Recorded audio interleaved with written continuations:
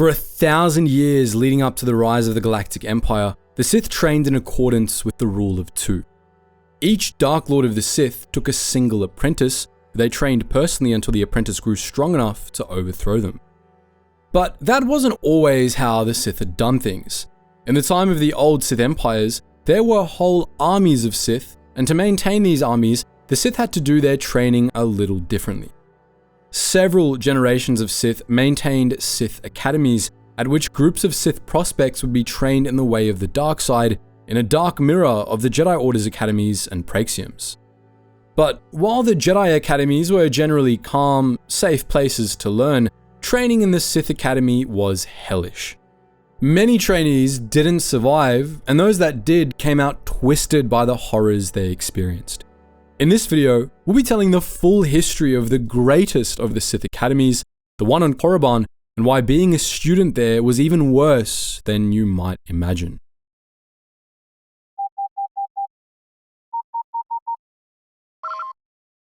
Attention, Sergeant on deck!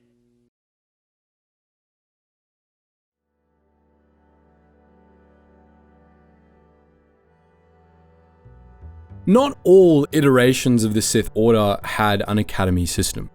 The original Sith Empire didn't have any Sith Academies, nor did many generations of new Sith, and Darth Bane's Order of the Sith Lords obviously didn't either. In these Sith Orders, Sith were trained one-on-one by a Sith Master, as was the tradition of the original Sith Lords, who never trained apprentices in groups, both for traditional and practical reasons. Those Sith that did have academies had different academy systems. Exar Kun's Sith only had one Sith Academy, while True Sith and Darth Revan's Sith had one main academy and a few satellite academies for speciality training. The Brotherhood of Darkness had a ton of academies all over the galaxy, but most were for training lesser Sith, and only one Sith Academy trained Sith Lords. However, all of the Sith Orders that maintained academies all used the same primary academy, the Sith Academy on Korriban, where Force adepts were trained to become Sith Lords. This facility was destroyed and rebuilt several times over the course of its history, but the Sith still came back to it time and again. This academy was located at the western end of the Valley of the Dark Lords, the greatest dark side nexus on Korriban, a canyon of bare rock lined with towering monuments, enormous statues, and ornate mausoleums. This valley contained the tombs of the Dark Lords of the old Sith Empire, the likes of Ajun Tapal, Tulak Hord, and Marka Ragnos, and it was considered a holy site by the Sith. On the other side of the Sith Academy, west of a mountain the Academy ran under, was the spaceport colony of Dreshte, a small settlement that, for many periods of Korriban's history, was the only inhabited part of the planet. Dreshte was made from more modern materials than the Academy, but it was actually built at about the same time, during the Great Sith War of 3996 BBY.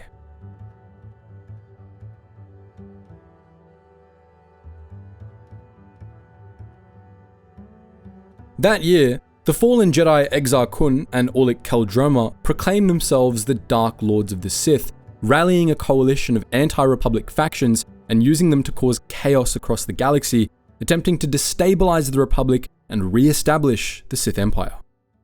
Exar Kun's coalition was fairly eclectic, and many of its members were non-Sith that simply answered to the Dark Lords, among them the Mandalorian Crusaders, the Murkrosa Order, and the Krath Cult.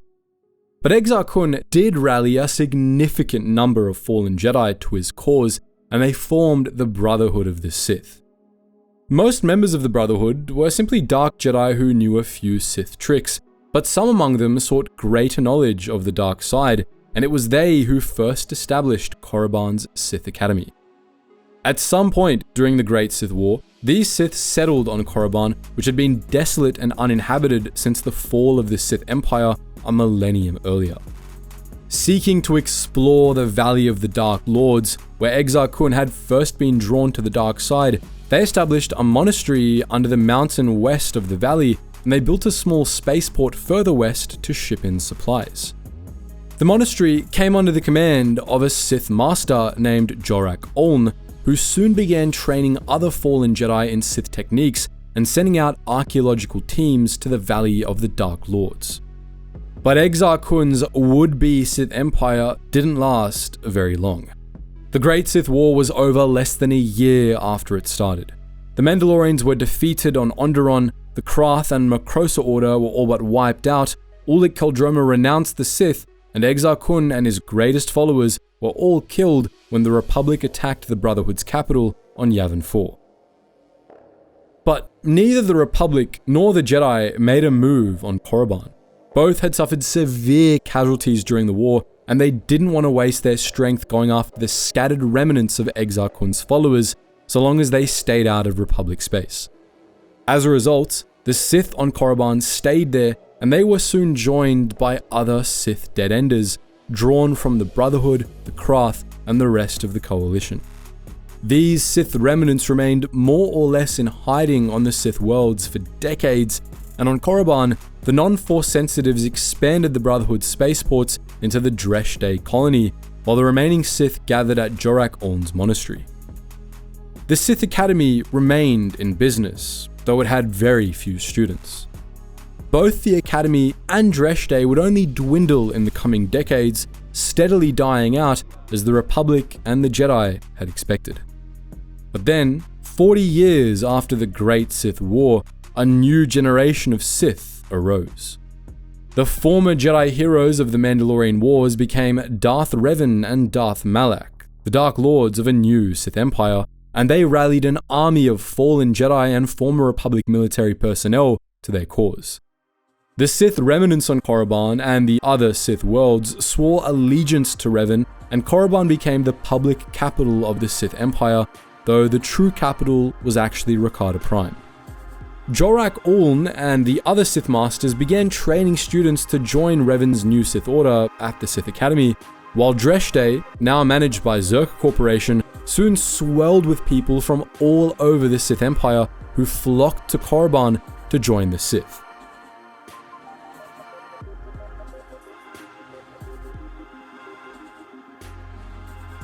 Not long into Revan's war against the Republic, there was a change in leadership at the Sith Academy. Jorak Uln, who was now quite old and more than a little insane, was overthrown by his apprentice, Uthar Wynn. Uln survived Wynn's betrayal, but he was forced into hiding. He spent the next few years living in the tomb of Tulak Hord, occasionally kidnapping students. Still, Uthar Wynn became the new master of the Sith Academy, taking the fallen Jedi Yuthura Ban as his apprentice. The two of them managed the Sith Academy for most of the Jedi Civil War. Under Revan's Sith Empire, the Sith Academy building was a very simple structure made of stone and brick rather than more modern materials, and its entrances were small and unassuming. Inside, the Academy was a labyrinth of high-walled stone passages that narrowed toward the top, designed to intimidate and evoke a feeling of entrapment in those who entered. The Academy contained quarters for students and instructors, various training rooms, a small dueling arena, torture chambers, a library, and a passage to the Valley of the Dark Lords, among other facilities. Training at this academy was more or less the same under Uthar Wynn as it had been under Jorak Uln, and it had a high fatality rate. Just getting admitted to the Sith Academy was highly dangerous. Prospective Sith would have to impress either one of the Sith Masters or a student at the Academy, and if successful, they would be given a medallion bearing the symbol of the Sith Empire, which they would take to Yuthara Ben, who made the final call on whether or not they were worthy of becoming a Sith. Before that could even happen, many prospects were killed by the Sith, either for being too weak or because they were perceived as a potential future threat. Some Sith students manipulated prospects into killing themselves by promising to give them a medallion if they survived some suicidal task. Other Sith killed other students for their medallions, in keeping with the Sith's rule of the strong. Of the many prospective Sith who came to Dresh Day, very few made it into the Academy, and some had a better chance than others. Dark Jedi were favored by the Sith Masters, as they already had basic training, and of non-Jedi, only those who demonstrated existing skill with the Force got in most of the time. And of course, that was only the beginning. Once a Sith was accepted into the Academy, the real fun began. The Sith Academy trained new students in groups of about half a dozen, and out of each group, only one would be chosen to become a full Sith. The remainder would have to try again. If they survived, which most runners-up did not, the initial stage of training at the Sith Academy actually involved very little instruction, though Uthar would provide students with a basic understanding of the Sith code and other fundamentals of Sith ideology. Instead, Sith trainees were simply told to find ways to impress the master of the academy, generally by performing impressive deeds, learning Sith secrets, and executing successful plots against other students.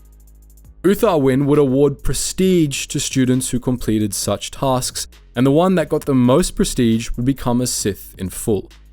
While some fairly mundane tasks, like learning the Sith code, could earn a student prestige, most of the ways to earn prestige were anything but mundane. The big points were earned by heading out to the Valley of the Dark Lords and exploring the tombs there, bringing back artifacts to the Sith Academy as proof. Obviously, this was very dangerous. The tombs were full of ancient traps and war droids that still worked, as well as vicious beasts and sometimes vengeful Sith spirits. Most of the students who went into the tombs never returned. Prestige was also granted for murdering enemies of the Sith or renegades from the Academy, torturing prisoners into providing crucial information, and reporting on students that were having doubts about the Sith. Competition among the students was fierce. Students often fought to the death, set one another up to fail, or manipulated one another into doing each other's dirty work. Students could expect treachery or even assassination from their peers at the slightest opportunity, and this behavior was outright encouraged by the Academy's Sith Masters. The Sith Masters themselves sometimes eliminated students if they felt they were holding others back. Once a prospective Sith proved themselves to Uthar Wynn, they would be taken to the tomb of Naga Sadow for their final test. Exploring the tomb, making their way to an ancient star map that Darth Revan and Darth Malak had first discovered, and then defeating another Sith in a duel to the death, typically the runner-up in the prestige contest. Only then would a student become a full Sith, earning the right to in-depth instruction under the Sith Masters. The Masters would train their students in lightsaber combat and a variety of dark side techniques, and their training could be even more brutal than what the students had gone through to earn it.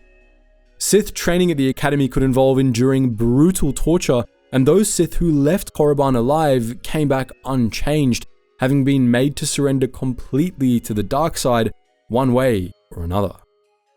All told, the trials of Uthar Wynn and his trainers were brutal, but people still flocked to the Sith Academy from all over the Sith Empire. Many of these prospects weren't even Force sensitives and understood neither the Sith nor the Force. These people had no idea what they were getting into. All they knew was that the Sith claimed to be the ultimate power in the galaxy, the masters of the Force, and they wanted some of that power for themselves. As the Jedi Order shrank from high casualties and defections to the Sith, and as the Sith seemed poised to conquer the entire galaxy, the number of prospects in Dreshte only grew. People who might otherwise have sought out the Jedi came to Korriban instead, intent on being the winning side. Many of them died, and those who didn't were usually passed over in favor of Dark Jedi.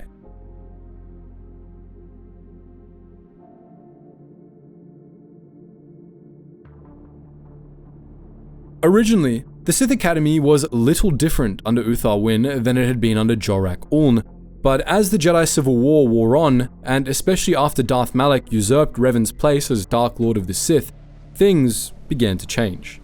The quality of the Sith, turned out by the Academy, deteriorated. By the end of the Jedi Civil War, many Sith apprentices on Korriban were little more than hooligans with lightsabers and Force powers, which they used to torment prospective Sith and murder colonists in Dreshte with impunity. The Sith's teachings of rule by the strong and power being all that mattered created an environment that catered to the worst kinds of people, and it gave them absolute power over the lives of others. More dangerously for the Sith, many of these people didn't really understand the way of the Sith. They knew the basic precepts and many Force techniques, but the philosophy of it all was beyond them. These Sith were just especially formidable soldiers in the Sith's armada, rather than true disciples of the dark side. a compromise the Sith made in the name of victory.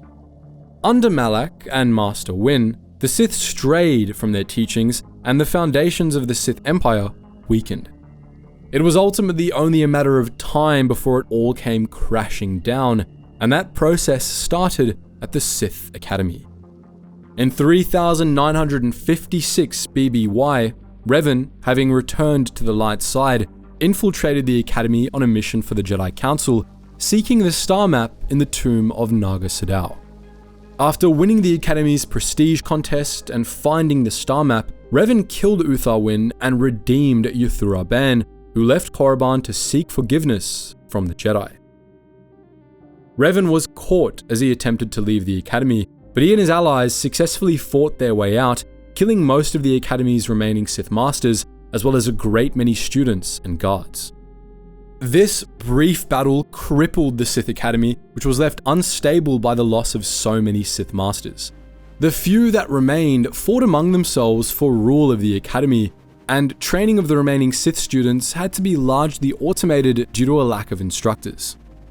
Shortly thereafter, Darth Malak and other leaders of the Sith were all killed in the Battle of Rakata Prime, decapitating the Sith Empire and ending the Jedi Civil War. Now leaderless, what was left of the Sith descended into a brutal civil war of their own. This war tore through what was left of the Sith Academy, killing most of the Sith that remained there and devastating nearby Dresde. By the time Mitra Surik came to Korriban in search of Jedi Master Lona Vash a few years later, the planet was completely abandoned. The Sith Academy lay in ruins, and both the Academy and the Valley beyond were littered with corpses of the Sith.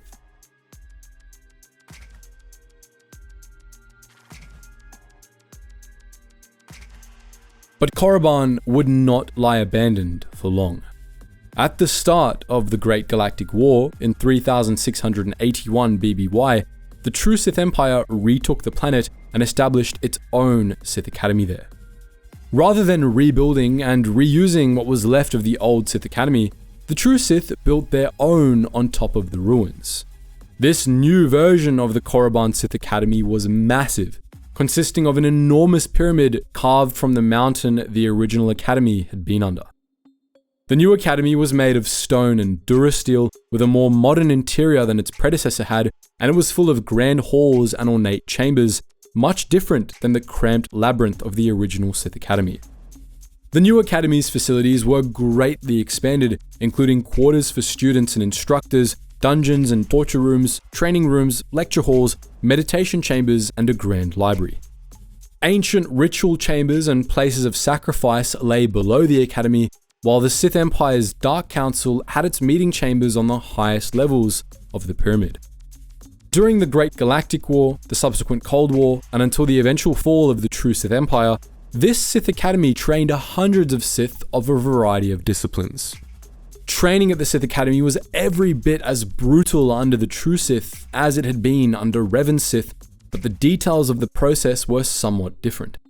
Would-be Sith were vetted elsewhere and sent to Korriban as Sith acolytes, and they would train at the Academy until they were proven worthy of a higher title, dismissed from training, or killed. Small groups of acolytes trained under an overseer who would dispatch them on a variety of tests, which could include learning precepts of Sith philosophy, exploring the tombs in the Valley of the Dark Lords, interrogating prisoners, or battling Korriban's beasts or other Sith acolytes. Upon completing a final test, which was up to the overseer, one acolyte per group would become a Sith apprentice, and they would usually leave Korriban for one-on-one training elsewhere. Many acolytes never made it this far and were either killed during the trials, assassinated by other students, or murdered by the overseers for perceived weaknesses. Like the previous Sith Academy, the True Sith's version of the Academy had severe flaws. Like Revan's Academy, it was designed more to pump out ever greater numbers of Sith for the Imperial War Machine than it was to actually pass on the Sith teachings, leading to those teachings becoming diluted. Some instructors at the Academy were suspected by the Sith Inquisitors of being heretics, and nearly all of the overseers were quite blatant in letting their personal biases affect their training, showing favoritism to some students and giving others a harder time. Many instructors saw acolytes that were former slaves or were neither human nor Sith pureblood as inferior, regardless of how strong they were in the Force, and set them up to fail, while other students were given easier trials than other acolytes. The Sith Academy remained in operation for decades, and it saw little change in its operations, even as overseers, Sith Lords, and even members of the Dark Council rose and fell. During the Revanite crisis, during a surprise attack on Korriban, the Jedi were able to sack the Sith Academy, destroying most of the Academy library and damaging much of the structure. But the damage was repaired, and the Academy remained in operation until the eventual fall of the True Sith Empire, which left Korriban abandoned and the Sith Academy in ruins yet again.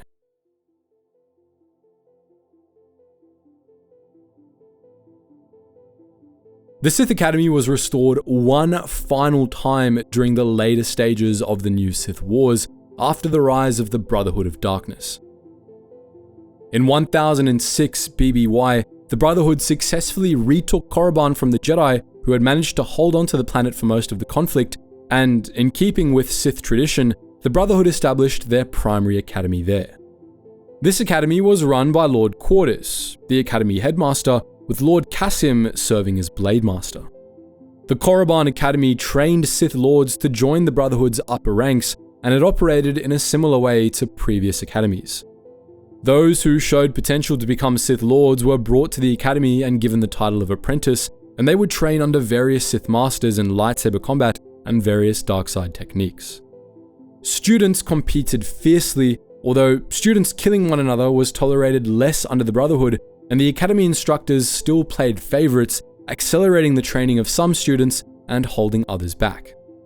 The Sith Lords of the Brotherhood's Korriban Academy were largely inferior to those produced by older versions of the Sith Academy, largely because of the failings of the Brotherhood itself, which was more of a dark mirror of the Jedi Order than an actual Sith Order.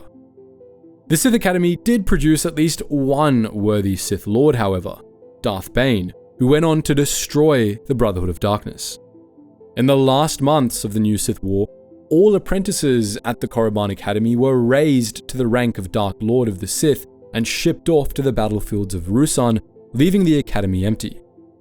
After the Brotherhood's fall, their Sith Academy crumbled into ruins, and Korriban was abandoned yet again. This time, the Sith Academy would never be re-established. By the time of the Separatist Crisis, 1,000 years later, the Sith Academy lay empty, but its walls still pulsed with the dark side, and the suffering of the thousands of Sith who had trained there could still be felt by those strong in the Force. The edifice of the True Sith era academy still stood, though its vast halls had been left empty and much of the complex was destroyed. The ruins of the original Sith Academy beneath it were more intact, and Obi-Wan Kenobi, Anakin Skywalker, and a team of other Jedi traveled through them on a mission to stop two Sith-aligned criminals in 23 BBY.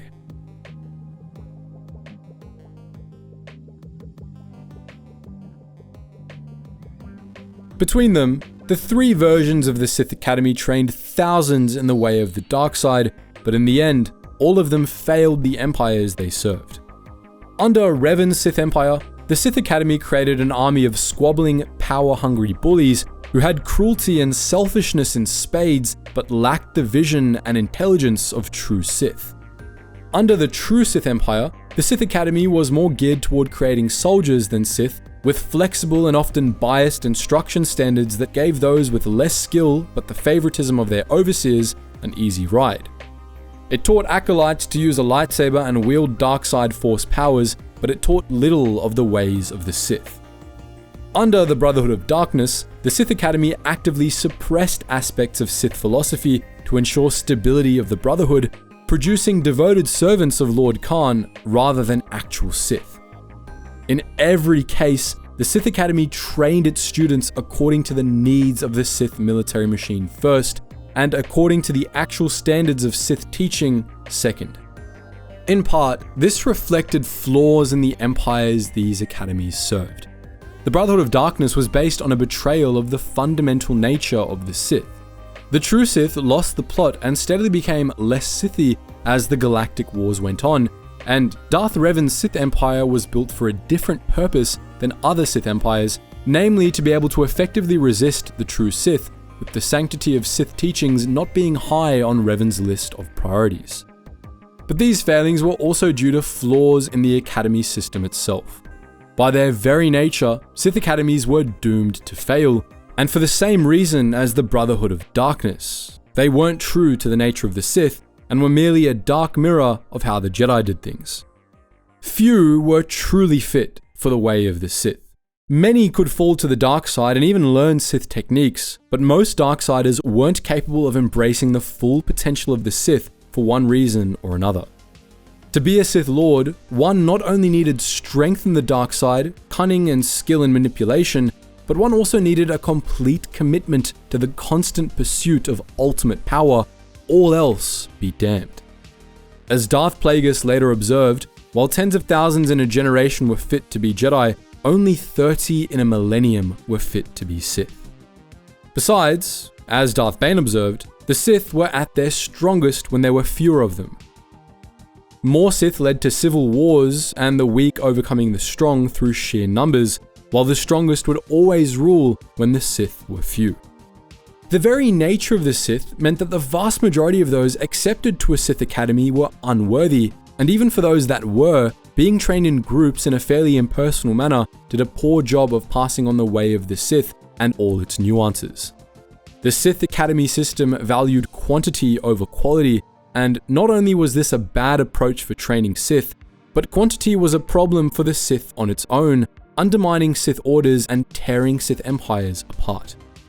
Sith didn't play well with others, and that was a bad quality to have in an army. Ironically enough, successful armies and empires require a level of internal cohesion that was antithetical to the way of the Sith. Because of this, the Academy on Korriban fell time and again, brought down at least twice, not because of the Jedi, but because of the weak Sith that had been trained there. So, that's our look at the history of the Korriban Sith Academy. But what do you think? Which take on the Sith Academy is your favorite? Let us know your thoughts in the comment section below, and as always guys, thank you so much for watching, and I hope to see you in the next video.